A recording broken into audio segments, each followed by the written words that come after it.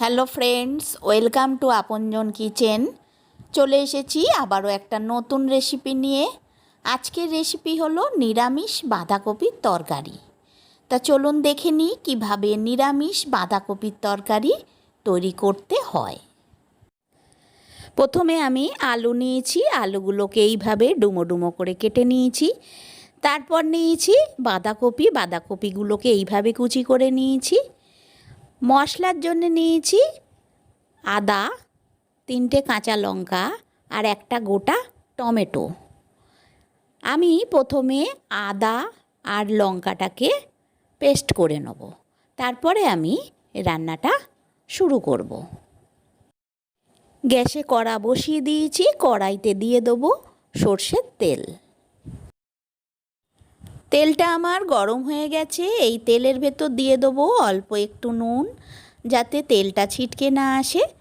এবার আমি এই তেলেতে আলুগুলোকে একটু হলুদ দিয়ে ভেজে নেব, যাতে আলুটা ভালো ভাজা হয়।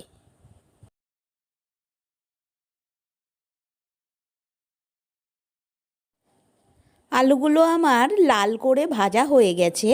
এবার আমি বাটিতে তুলে ফেলবো। এই তেলের মধ্যে দিয়ে দেবো অল্প একটু গোটা জিরে ফোড়ন। এবার আমি দিয়ে দেবো আদা আর লঙ্কা বাটা। তারপরে দেবো হলুদ গুঁড়ো, অল্প লঙ্কার গুঁড়ো, জিরে গুঁড়ো আর চিনির পরিবর্তে দেবো একটি বাতাসা। তারপরে দেবো নুন। মশলাটাকে ভালো করে কষিয়ে নিতে হবে। তারপরে এর ভেতর দিয়ে দেবো টমেটো কুচি। আবার একটু মশলাটা কষিয়ে নিতে হবে। তারপরে আমি দিয়ে দেবো এর ভেতরে ভেজে রাখা আলুগুলোর সাথে মশলাটা আবার একটু নাড়াচাড়া করে নিতে হবে। এরপরে আমি দিয়ে দেবো কুচিয়ে রাখা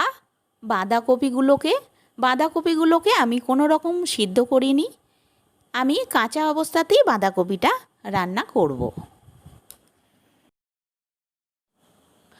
বাঁধাকপিটা সিদ্ধ করে নিলে বাঁধাকপির ভেতরে যে সমস্ত প্রোটিন ভিটামিন আছে তা জল দিয়েই বেরিয়ে চলে যায়, আমাদের শরীরে আর কিছু লাগে না।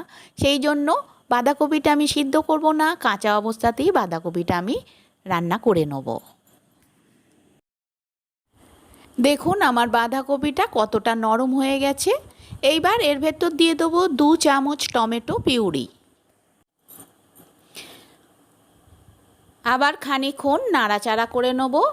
তারপরে এর ভেতর দিয়ে দেবো 1/2 চামচ শাহি গরম মশলার গুঁড়ো। তারপরে আবার একটু নাড়াচাড়া করে নিতে হবে। এইবার আমি এর ভেতর দিয়ে দেবো মিক্সিতে যে আদা লঙ্কা পেস্ট করেছিলাম সেই মিক্সি ধুয়ে জলটা।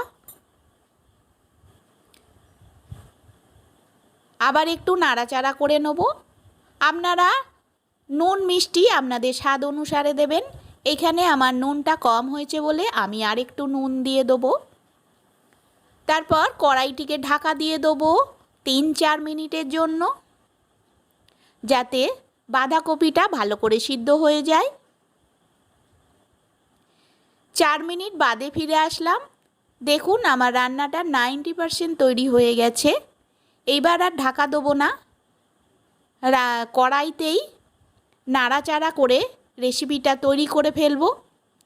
রেসিপিটা অত্যন্ত সহজ এবং খুবই সুস্বাদু একটি রেসিপি। আপনারা অবশ্যই বাড়িতে এই রেসিপিটা ট্রাই করবেন, দেখবেন খুবই সুস্বাদু লাগবে। রেসিপিটা আমার সম্পূর্ণ কমপ্লিট হয়ে গেছে। আর আপনারা এই রেসিপিটা সম্পূর্ণ গ্যাসের মিডিয়াম ফ্লেমে রেখে তৈরি করে নেবেন। রেসিপিটা যদি ভালো লাগে তাহলে লাইক, শেয়ার, কমেন্ট করবেন আর চ্যানেলটিকে সাবস্ক্রাইব করে রেখে দেবেন লেটেস্ট ভিডিও পাওয়ার জন্য। এই রেসিপিটা আপনারা গরম গরম ভাত, রুটি, পরোটার সাথে খেতে পারেন, খুবই সুস্বাদু লাগে। আজ এই পর্যন্তই, ফিরে আসবো নতুন একটা রেসিপি নিয়ে।